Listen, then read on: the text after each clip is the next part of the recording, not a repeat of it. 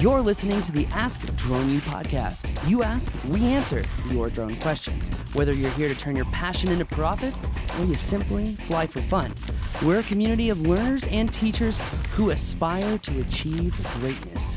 We are Drone U. Woohoo! Hey everyone, and welcome to another awesome episode of Ask Drone U. My name is Paul. And I'm Rob, and this actually is a very awesome episode. Dude, it's very exciting. This is the day. I don't even know what episode number this is. Might be the first time I've not known that.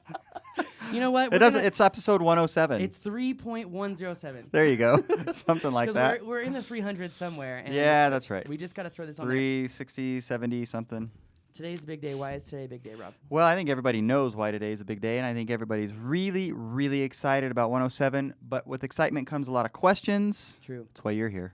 Well, that's why you're here. And that's why John's with us. Not at the moment, but kind of on the line, talking to him about things throughout the day and just kind of trying to figure things out. He actually had some audio for us, and we're going to share it with you, answering a lot of those questions that you've been asking on Facebook, like if I have my student certificate, can I take the online test? How soon will the 107 be implemented? And what restrictions will I have? What's the difference between a 333 and a 107? What if I already applied for the 333? Well, we know the answer to all those questions, so we're going to make sure to answer them for you. Where do we even get started? Well, I don't know. I just want to say, keep in mind that all these questions that people are asking, a lot of them, if not most of them, affect us as well. Totally true. And the flying that you're doing and some of the things that you've actually been holding off on. We actually have the 333 in waiting. So this all applies to us. It's as important to us as it is to you, and so we're doing our very best to get all these questions answered because it helps all of us. A lot of clients know about this too. I mean, I've already had 9 phone calls today from studios, commercial productions, a major studio I don't even want to name, that are saying, okay, now that drone law has been cleared up, we want to hire you. Which is amazing that they were that on top of it. I'm crazy. Shocked, but you know what it goes to show, you know what it goes to prove, is that if you have the quality, if you have the skill to supersede the crappy people who are already filming movies right now, you're going to take over the market. I mean, no matter what market it is, if you have the skill, and if your clients can visualize that skill, you're going to get business.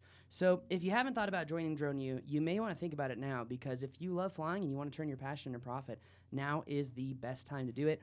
Rob's sending out an email here today, before too long, most likely this evening, but tomorrow at the latest. But you bring up a really, really good point. Well, don't forget what your point here. You're sending out an email today or tomorrow, because we've actually been filming a 107 course for, a couple weeks now. It's done. It's being off to editing. Well, done as in it's in editing, yes. Which, anyways. That could take months. Be that as it may. No, not months. Not months. But anyway, my point is this. There's going to be a sale with Drone U if you thought about really getting better at your skills, really learning the advanced motion and whatnot. Good news, we can help you. But yeah, because here's the point. And now that 107 is out, it's very exciting. It's a great thing. By the way, we wanted to offer some kudos to the FAA. Yes. Right? Congratulations to them. Oh, thank you very much. Yeah, absolutely. Thank you. Yes, all the way from Tokyo? All the way from, I don't know. I don't know. know. San Francisco? I don't know. Anyways, we really do. I mean, we're excited, and it's really, really great news. But one of the things that this means is that the floodgates are now open, right? So Totally true. This has made it much easier for more people to enter the space, start flying for business, flying for money. And so what does that mean for you? Money, money, money. That means a lot of opportunity, but that also means a lot of competition. A lot of competition. Which means you better be able to fly and fly really, really well, because it's just not that difficult to see the difference between somebody who flies well and somebody who doesn't. You don't want to be the one who doesn't. No, you don't. You really don't. I mean, let's go into this. 107, what is in it? Why is this so important? It lowers the barrier to entry. It's very simple. But I have to say, what I really love about this is there's a lot of freedom in this. You know, what can you not do with the 107? Well, you can't fly a drone that's over 55 pounds. You cannot fly a drone at night. And you can't fly directly over people. And you Rob, can't fly a drone that you can't see. That's true. Right. Beyond visual line of sight, which Yep. a lot of FPV racers are saying, well, what about us? What does that mean for me? And we already, I don't know if the podcast has gone out. We had John Rupprecht on last week explaining that FPV racers are actually going to have to get a 107 license because of the fine print. You've got to read the fine print. I know there are 600 pages of it. John, by the time that we had interviewed him for this podcast, had only gone through maybe 25 pages of it. I scanned through Thank God it. for John. Yeah, seriously. But, people want to know, what can I do? What can I do? How do I get a 107 license? We've got all of those questions for you today, and we are just so happy that we are sitting here today. And you know what? I will give the FAA a thank you. I think I need to write a thank you card. Dear FAA, thank you for coming out with common sense rules. It may have taken you 5 years, but at least you made one deadline. He couldn't just do a compliment. Dang it. Hey, good things take time. We all know this. Planning takes time. I'm not a planner. I'm not organized. It's one of the things I need to get better at, okay? They did a good job at that. They did do a good job. And we have to give just earnest kudos to them. And so that is our desire, is that's how any of this is received from as far as the FAA is concerned. So it's totally true. Thank you very, very much. Now, a lot of the fine print, I'm assuming we don't need to get into that because people can go read this for themselves. I mean, some of the finer points we can talk about. We will have a follow-up podcast with John Rupprecht, again, just kind of going over, all the fine details in this. But let's just break into it. What can we do? Well, we can fly a drone up to 54.9 pounds, under 400 feet, in Class G airspace. Without permission. Now, if you want to fly in, B, C, D, or E airspace, you're going to need ATC permission. This is no longer like 336 model aircraft. I'm just going to call the tower, leave a message. Yep. No. That changes. You've got to have permission. It has to be direct permission. Now, you're not going to have to file a NOTAM anymore, so thank you, FAA, for getting rid of that geriatric system. We really appreciate it. What else can you do? You can't fly directly over people. What does that mean? Unless they're part of what you're doing, right? Participating, yeah. Participating. But what John Rupprecht just told me on the phone is that the only way you'll be able to fly directly over people, participating or not, is with the MPTOM and the 333. So there still is significant value in the 333. But here's the thing that he told me.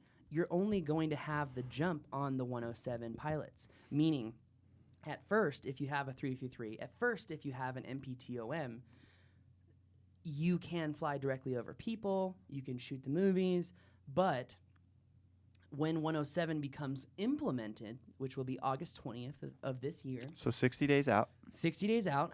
Once it comes out, people will be applying for COAs. That's what John Rupprecht is for. If you want to get a COA to fly in certain airspace regularly, you can do that. Right. If you want to fly over people for concerts, you can do that. It's just going to take COAs. So we're really moving away from this exemption system into COA system. Right. But what the FAA has really done here is kind of laid the framework, right? So they've built the foundation and the frame now of drone law and said, this is what we're building on from here. This is where we go from here. Mm-hmm. The other thing that they're saying is that all UAS will have to do pre-flight inspections.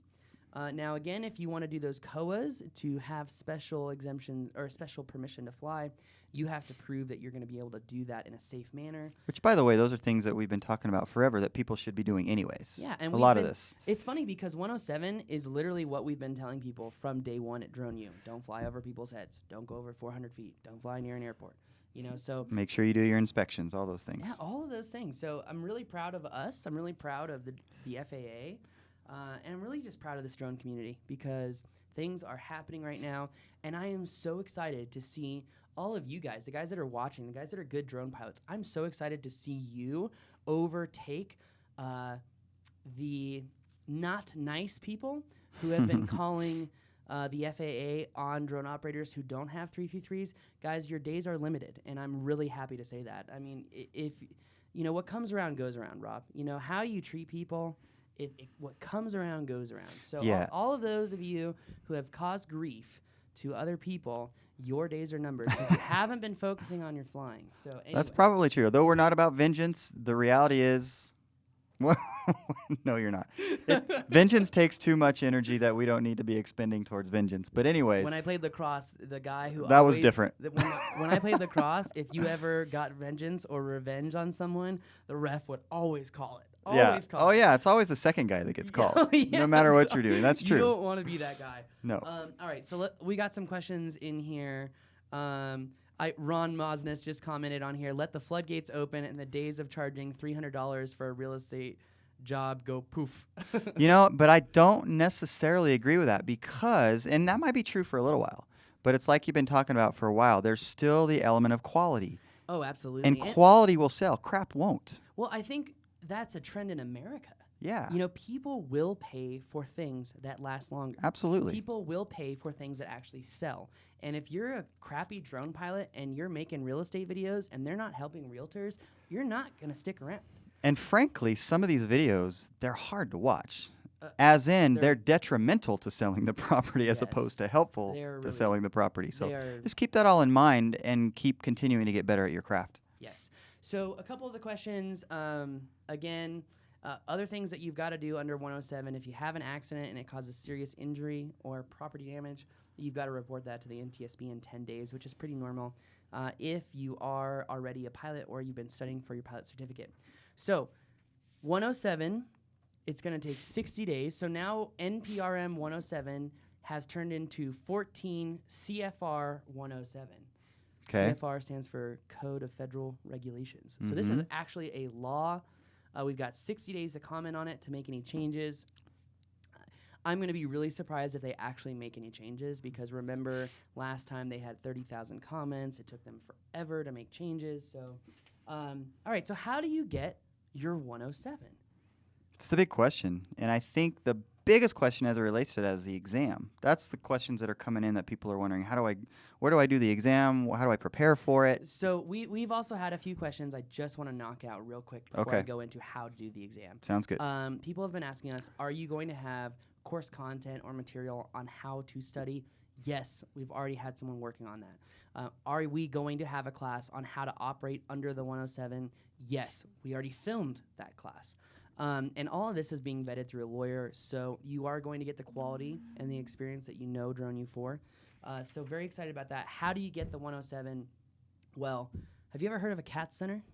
Yep. You remember I had to go to one of those when I got my pilot's license? I do. So if you don't have a pilot's license, you're going to have to go to what's called a CAT Center. It looks like Rob has done his due diligence. There's a lot of them. There are a lot of them. Actually. So what does CAT stand for? Computer Assisted Testing Service. This is a government-approved private institution that gives out tests. These tests could be for aviation-related things. They could also be for many different types of testing, and people normally don't know that. Right. But that being said, there are CAT centers all over the country. I believe there's either somewhere in the range of 400 to 600 CAT centers that are about to be pounded by people who want to take this test. Now, they don't have the test yet. We know that for a fact. But what you can do to jumpstart this whole thing is look up your local CATS center. There, as you know, there are a lot of them. I think we only have 3 here in New Mexico. I just looked it up, and we have a couple more than that. We have like 5. Okay, cool. But we're a really small state. There's only 2 million people here. So we are the outlier, and I actually kind of like that. I was flying in Albuquerque last night. So nice and calm. Oh, it's beautiful. It really is. Love it. Anyway. Come visit. Come visit. Yeah, come get your testing. Like I said, if you want to be a good drone pilot, we just finished our subject tracking class in California. What a blast. That was, yeah, we'll have to talk more about that because just the wind alone made that quite a challenge, it sounds like. Yeah, but when you learn to fly in difficult conditions, you can... Then you can really rip it in easy conditions. Yeah. At least that's a theory. Well, it works. It's not just theory. So cool. I got a couple other comments right here on Facebook. What will be the vetting process if you have to have TSA pre-check? Will they cover that for vetting your drone license? So this is a great question. If you are getting a 107 license, you do have to have a TSA background check. Now, one question I have not had answered is I already had my TSA background check for my pilot's license, but I didn't finish my check right. Okay. So will that still qualify for my background check, or will they just do it again? We don't know, but I would think yes. I would think yes, but honestly, it wouldn't matter to me. I would either way. actually also wonder, because I'm actually going through the process right now of the global entry program so that you can get through the TSA lines quicker at the airport, Oh, yes. particularly flying internationally. Yes. And so I wonder if that would suffice, because we had to go through the background check, and I've literally got to go do an interview this afternoon for this. Oh, really? So you got to go see them face to face. You did it before me? I guess so. I hate it. Sorry. I know, literally, I was telling Sarah last week, I'm like, we have to get pre-check. I was in a line in San Jose this week. It was I a know. nightmare. So, Well, obviously we're going to Canada here pretty soon, so we wanted to get it done for that. Anyways, I'm curious as to whether that will suffice. yeah. I don't know. I hope so. Canada, eh? Hey. Oh. Anyway, Vic just chimed in. Colorado has 13 CAT centers. You can go to catstest.com. That's Charlie Alpha Tango. I forgot the S again.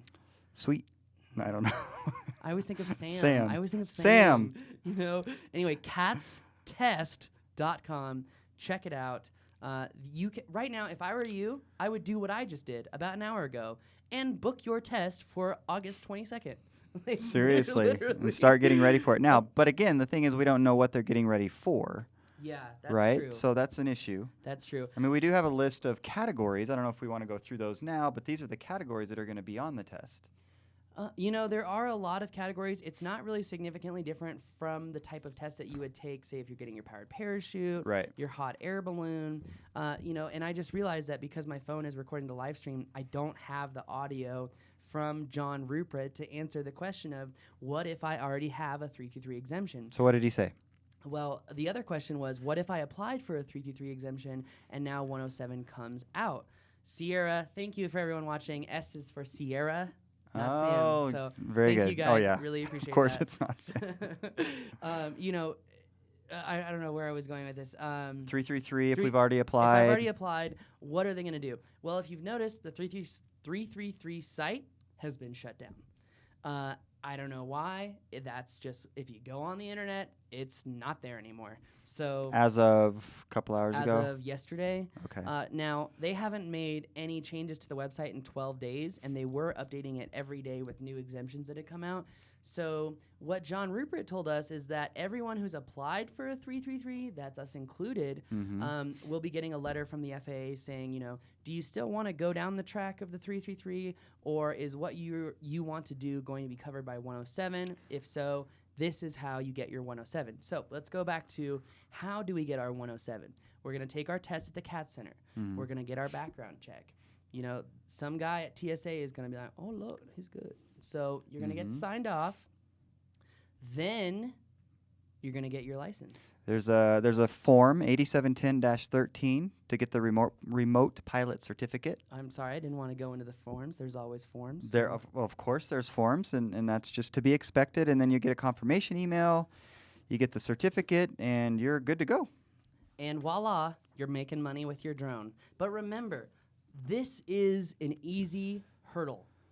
If you want to be successful, you have got to have a competitive advantage. I'm going to leave it at that. I'm not going to say any more. I'm not going to do a shameless plug for Drone U. At least not another one. Not another one. It's true, though. I mean, it's very true. It is very true. The clients and this community is very tech savvy. And if you say you can do something, and there's a lot of guys out there who are training, I don't want to mention them. You know who you are, Laguna Beach. There are people out there all the time who are saying, I can teach you how to fly. I can teach you how to get jobs. And these people have never been on set. They've never done a commercial gig. It's a joke. So even though they're teaching you how to do HDRs on Facebook, they've never really done jobs. So be really careful who you go with when you're learning about this. Now, we are going to have another class on how to operate under the 107, so you know what forms you've got to fill out consistently. You still have to get property permission, but we are going really, really, really deep into the 600 pages of information. So just following up really quickly to that question of the FAA sending the letter apparently about do you want to continue along this path of getting your 333, who would want to continue on that path? People who would want to continue down that path are anyone who wants to fly night operations.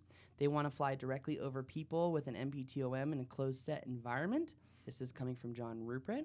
And also, Any drone over 55 pounds. So if you're flying like dual reds for a movie set, you gotta have a 333. Right. If you're doing beyond visual line of sight, like you're doing those, those power line inspections out in the middle of nowhere, the inquiry that we had from Wyoming, we would not be able to do that unless we had a 333. That was for a pipeline inspection. They wanted to cover 100 miles a day. Right. So you would need something like, the Silent Falcon to really make that happen. So it looks like we got another comment on here. Xavier, thank you very much. Randy says, called the CAT Center this morning, and they are not taking pre-registration. However, they took info to contact me when they get the test set up. That said, I wouldn't rely on them to call you back. No. I'd get on them.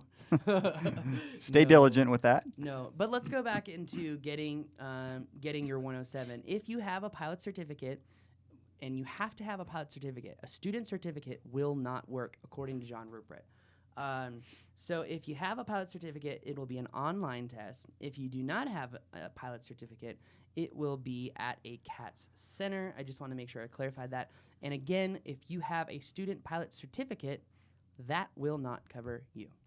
Does that do anything for you, or is that sort of a sunk cost, as they say in accounting? Man, I've been getting this question from Chris Gannon, from a couple other people. Like, did I just waste my money getting a 323? I'm like, dude, I'm in the same boat as you are. Yeah. Honestly, I want to say no. It really depends on what you plan on doing. Yeah. Right? And so, I don't know, maybe that encourages you to kind of push the envelope in terms of what you're able to do or what you want to accomplish with your drone business, because you're going to have a little bit more ability with the 333 than those that only have, if I may say it that way, the 107. Yeah. I got a couple more questions out here. Let's see. Xavier, I was looking at the CATS website. They want to know which test we have to take to find the correct center for you. Which test is it? I would look at hot air balloon, powered parachute, anything that does aviation, they will probably do it. But that is not a for sure thing. That's just my guess. Well, and the terminology used by the FAA is aeronautical knowledge. True. Right? So I don't know if that's one way to pose it to them, if that's going to be helpful. Do you remember the first question on that powered parachute test I was telling you about? Nope. Why do we have checklists? Do you know the answer? Because our memories are not very good. The human mind is fallible. That's right. Yeah. Because my forgetter is better than my memory. Well, yeah. Another question, because we have all the questions for the test. Another question was, what causes, or a motor ends up stalling because of what? And it was like the vertical velocity, some other stupid answer, or the angle of attack. Those types of questions, which, by the way, the answer is the angle of attack causes the stall. The answer to that question, I don't think you would see that question on the 107 exam. When they say aeronautical knowledge, what does the FAA want you to know? Yeah, because that question implies you're in the air flying a plane. Yeah. And you're not. No. So therefore, you shouldn't have those kinds of questions. So if I increase my angle of attack, right. either way, I'm not going to stall out. Well, is there anything to that as it relates to drones? Well, look, think about an FPV racer, right? If his angle of yeah, attack that's is true. like this, whoop, so it's perpendicular, basically. Another big thing people have been asking about, 100-mile-an-hour limit here. You cannot go faster than 100 miles an hour. But people also say 107 FPV racing, it's not going to affect us. And I've written in the Mini Quad Club and a couple other groups on Facebook, guys, you are going to have to get this. Right. Read the fine print. If you cannot fulfill the seek and avoid with visual line of sight, you have to get this. And FPV racers are going to have to get this. We had John Rupprecht on here talking about this very issue last week. I hate to say it. I'm not trying to get down on you guys, but you are going to have to get a 107 license if you go to an FPV race. Yeah. And we're already seeing the evidence of that. If you go to an IDRA race, they're already saying in order for you to even get on the line, you've got to have that registration number. They're not even saying N numbers are not allowed. You have to have that Part 48 number. Mm-hmm. So we're already seeing this emergence come along. And I know a lot of people don't like it, but it's going to happen. Yeah, it doesn't really matter if you like it. True. I got a question here from William Kennedy. Is the cost of the test preset by FAA, or can the testing center set their own prices? Normally, it is a preset cost. My written exam was $150. So I believe we did a podcast on this a long time ago. What is it going to cost to get your 107? And when you play everything out, I think it was around like $300. Yeah, $350, something like that. Pretty nominal, really. Very nominal. For what you become out of the gate. In one job, you should be able to pay for your drone and your 107, and the next job should pay for your insurance for the whole year. That's right. So, anyway, let's see. Doug Lafarge here. Doug actually helped us film the section Thank how you, to Doug. operate under a Section 333 exemption and how to operate under a 107 exemption. I went through my ground school testing prep last night. There's 900 questions to choose from for the PPL. I could see half of them being related to 107, plus there will be some new 107 questions. They know the floodgates are opening. I expect the bar to be set fairly high. And I would agree. I would agree. How many days do you have to report a serious accident to the NTSB, Rob? What is it, 10? Boom! Whoa, look at that. Right. It's better to be lucky than good. We're making progress here. Let's see. William Kennedy, are they continuing with an approved drone list? That is a good question. I would imagine that you could fly anything. An approved drone list as in manufacturer? Is that what he's saying? Well, no. Remember the big list that came out for the Section 333 exemptions? They said, if you're flying any of these 1,000 aircraft, it's okay. All right. So, anyway. But basically, it's under 55 pounds, though, right? And you're pretty well set? As long as it's deemed for safe operations. Right. That's how I interpret Well, it. like, as in it doesn't have a gun attached to it? I mean, I would think most of them would. Well, that case is quietly playing out in Connecticut right now. So, Interesting. which I don't even think is an FAA issue. I think that is an ATF issue, FBI issue, because if you attach a firearm or a weapon to an aircraft, that's a federal crime. Makes sense. Here's the thing, though. Is it an aircraft? Because the John Taylor case is still going through. Which, how would that affect 107? Because they're saying in 107, every single aircraft has to be registered. Yeah. So there's actually, and so this just speaks to the fact that there are a lot of questions yet to be answered. There are a lot of questions yet to be answered. I really appreciate Doug's comment because I know that is a huge question for people is how do I start preparing for this exam? What questions can I be going through? What questions should I expect? And that at least gives people somewhat of a place to start. Yes. And I would assume there's a place they can get that list of questions that he's looking at. I don't know. Maybe not. I don't know. I don't know how easy that is. You can. There's an app you can download, but you'd have to like individually get all the questions off of it. The questions are available. They're like test prep books, like Capital. Right. You know? Yeah. One question we got on Facebook. Let's see. Are you guys going to be creating a preparatory course to take the 107 exam? Yes, we have 2 lawyers working on that right now on all the questions that are going to be in there. Again, no one knows, so we're trying to do the best that we can to utilize the current test prep for other licenses because the FAA is very black and white. I mean, they're testing. But we're trying to get a jump start. Yeah, we're trying to get a jump start. So let's see. What does this mean for commercial flying? It's going to be easier. Let's see. This is great. What do we need to study to specifically be ready for that test? Let's just go over this really quick. Why not? Okay. Right? Categorically, here's the answer. Categorically, what do you have to study for the 107? Applicable regulations relating to small aircraft systems, privileges, limitations, flight operations. Subsection B. Airspace classification and operating requirements and flight restrictions affecting small unmanned aircraft operation. C. Aviation weather sources and effects of weather on small unmanned aircraft performance. D. Small unmanned aircraft loading and performance. E. Emergency procedures. What have I been telling people for 2 years? F. Crew resource management. G. Radio communication procedures. H. Determining the performance of a small unmanned aircraft. I. Physiological effects of drugs and alcohol. So that's already on all of the PPC tests. Okay. Let's see. Aeronautical decision-making and judgment. That's already on all the tests. I could actually probably pull the questions right now for that. Airport operations, same thing. Maintenance and pre-flight inspection procedures. Now, I don't know how they're going to do maintenance because even that's something that we have been having to go through. I mean, even with the Inspire 1, after 450 hours of flight, you lose your video transmitter. Yeah. I know this. Right. So. But you learned that the hard way, too. Yeah, this weekend. Through experience. Oh, really? Oh, no. I also learned that if a generator turns off in an RV while you're charging your remote, you permanently damage your remote. No way. Yeah. So Oh, those are some tough lessons. sorry I haven't dropped those bombs on you yet, Rob. Crap. On that note. Pull out your checkbook, Rob. All right, let's make sure we don't have any other questions and we'll get out of here. Okay, if you fail to do the test, do you get to retake it or is it another $150? You do have to pay another $150. Yep. I'm pretty sure you have to wait. If it's like your other pilot's exams, you have to wait 30 days to take another one. But that's not definitive. We've not heard that. Yes. But it's likely that that will be the case. Agreed. All right, let me see.